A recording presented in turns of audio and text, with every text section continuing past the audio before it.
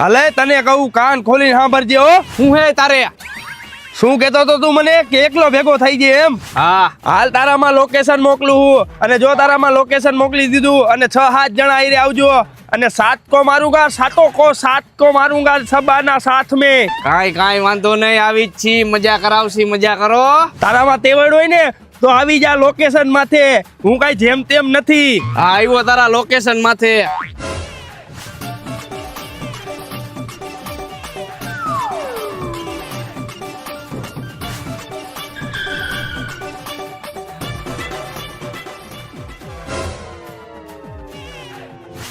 Location આઈનું જ બતાવે હે.